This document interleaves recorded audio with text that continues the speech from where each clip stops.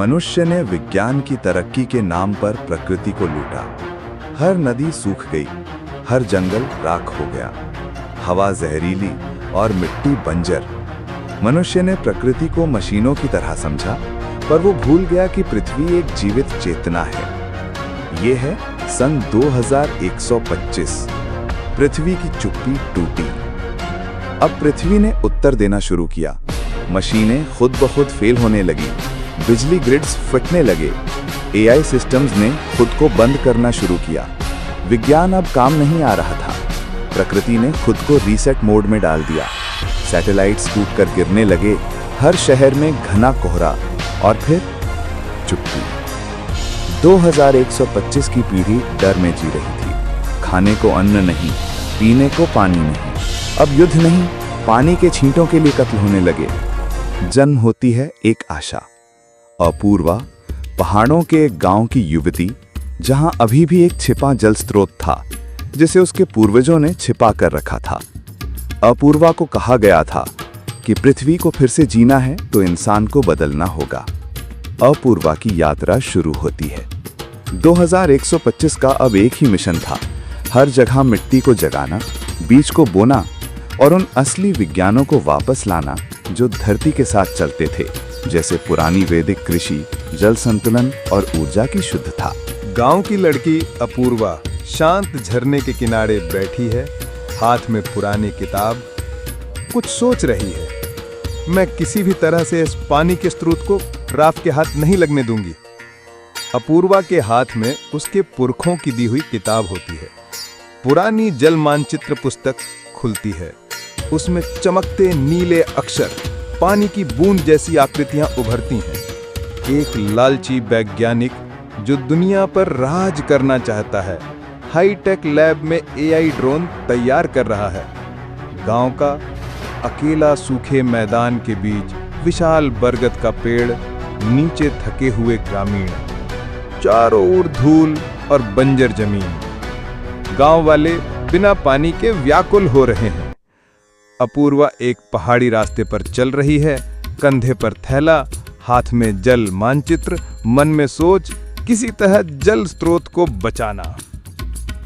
आसमान पर हल्के बादल, दूर पहाड़, नीले चमकते जल से बनी जलपरी हवा में तैरती है झील के ऊपर।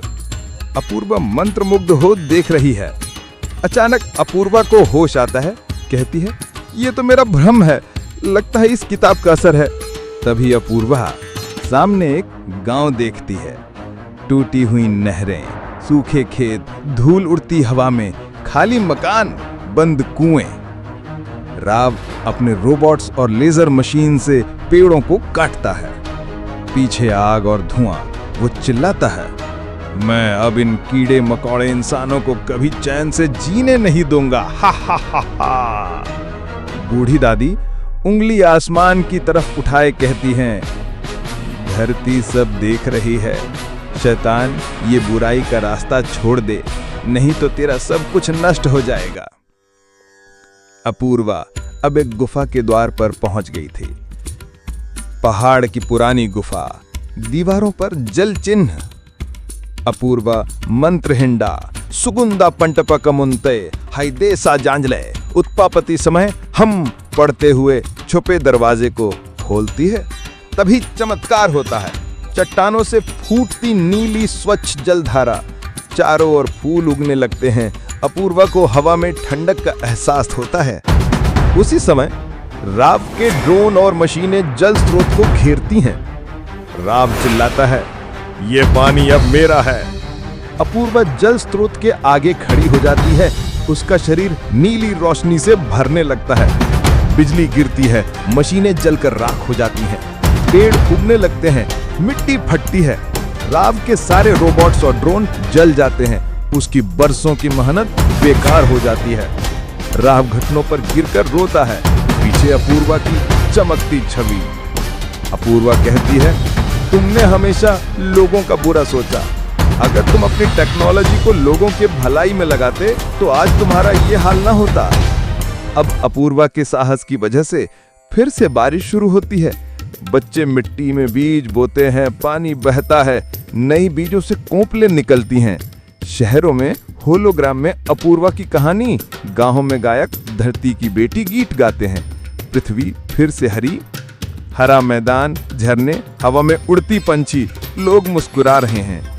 अगर कहानी अच्छी लगी तो लाइक और चैनल सब्सक्राइब करें। धन्यवाद।